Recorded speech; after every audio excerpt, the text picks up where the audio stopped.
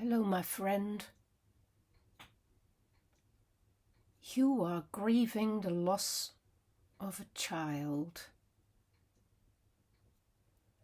It's hardly possible to fully understand what has happened. It's almost impossible to live through such a nightmare because it just doesn't seem right that this could have happened to you, does it? It's like the stuff of your worst nightmares, but even in a nightmare you kind of know who you are, whereas now you feel destroyed and distraught, and it is as if your very soul has been torn out of you, as if you have lost a part of yourself, a part of your body even. It is just not possible to encompass it for a very, very long time and to fully comprehend the meaning of this. And that's before you even get to the process of grieving. The grieving is the process of removing expectations and the sense of the other being still part of your world. It is about sorting through your memories and having the courage and the strength to treasure the past that now seems so radically lost. And without that past, how can you be awake and alive in the present moment when you're so torn apart? You can hardly allow yourself to feel, even open your eyes sometimes, or connect with other people who have so little understanding of the intensity and the depth of your pain. It is as if somebody is extracting the essence of you. Oh, my friend, there are few things worse in this world than the pain of your child. The death of a child is a devastation, because of course you never expect that your children die before you. You never expect to have to take on board such a loss, and the enormity of it is such that it seems like giving birth altogether, giving birth to loss and misery. And of course, sometimes this happens during the birth of a child. So you're going through the terrible tragedy of death instead of the pain of birth, which at least gives you the treasure of the new life. If you give birth to death instead of to life, it is just so cruel and so objectionable. It seems the opposite of what life ought to be about, doesn't it?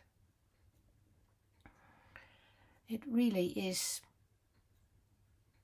such a impossible thing to allow that it is almost impossible to determine one's own attitude towards it. So, my friend, allow yourself to switch off. Allow yourself to go really, really slow, and to find security and comfort, to spend as much time in isolation as you need to, and to draw on other people's support, because all of that is now really, truly needed for you. You need to be sustained while you breathe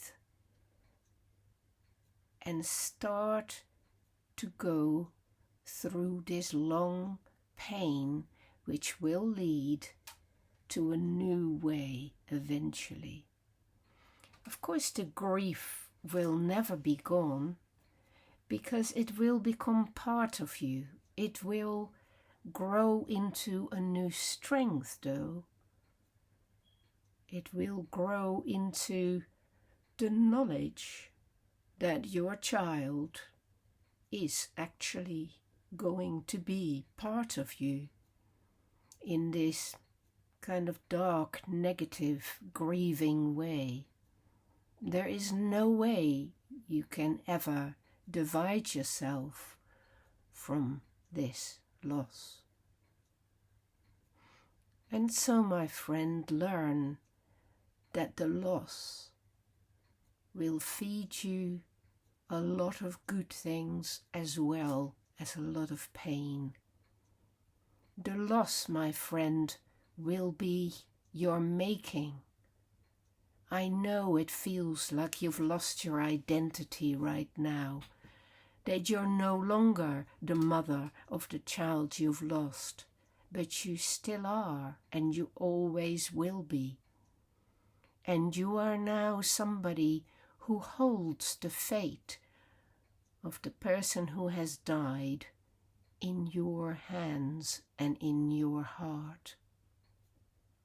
I know many people who have been through this trial, through these tribulations, through this corridor of death, and each of them discovered in their own time that this pilgrimage, which is very much what it is, leads to an inner understanding of love and an inner understanding of loss that are so profound and so radical that you will never be the same again, and that you will know that there are things you have to do. You cannot just give up because your child has just passed back their life into your hands. And now you are responsible in a new way. You are responsible for their memory in other people's eyes. You are having to guard your own memories of the past, and also your hopes and imagination for a future that will now never be. This is harsh, but it is also an opportunity for you to think about what your child might and would have contributed to the world, and to be a channel for that. You have this task to do. You are your child's emissary on this earth. You're not just living for yourself now. You're living for them too. And you always will be. And I know that many people who go through this find some succor, some solace in the possibility of working for the resolution of the problems that brought this death. So working with a charity that works to heal certain illnesses, or work against violence amongst young people, or work towards safer roads or against drug addiction or the sale of particular things that have led to the death of your child. It is by uniting yourself with the healing force of this impossible wound. It is by finding a new purpose in your life, for your life, in taking charge of this thing that needs doing, that you will discover your strength. And that strength, my friend, is going to be formidable, because those who have faced up to death in this direct way, in an inner way, as well as by living it out in the world, under great pressure sometimes, those who have faced that and who have gone through that process come out at the other end as new, deeper, stronger, incredibly rooted people who are no longer afraid of their own death because the worst has already happened. What is your own death by comparison? Many people will think of their own death now as a reunion with their loved one. But don't be hasty, my friend, because as I said, you now have a new responsibility and you need to be in good shape to do what you need to do. So allow the waves of despair to flood over you and flood through you, because they are like giving birth to this new you. But remember that this too is a process that is ultimately creative and transformative, and that the fact that you now hold two spirits with you means that you will be doubly powerful, my friend, and everyone who meets you will know this about you, will know instinctively that you are a spirit that has been through the fire and that has risen and is ready to face down life with all the love that you feel for your child, for whom you now hold this place in the world. But don't forget to hold your own place in the world as well, my friend,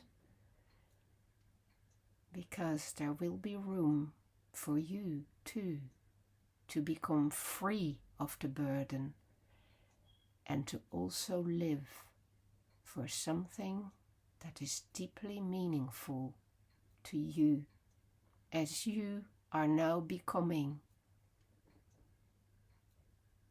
Stay with it, be patient with yourself.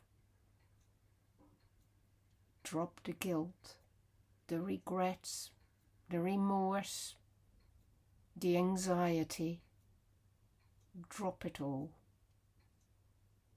Stay with the pain and find your way through it. It will show you that path.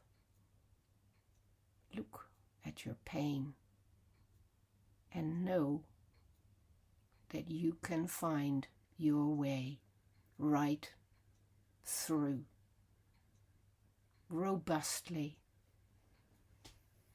and trusting in you and in whatever it is that unites us with what is beyond death, because you stand on that threshold and you hold that taboo in both your hands. That will provide you with something that nobody can teach you, but you will discover it, my friend. You will, in due course. Go easy, go slowly, and find those who have been through the same, because there are many people who have, and you can support each other in a wonderful way.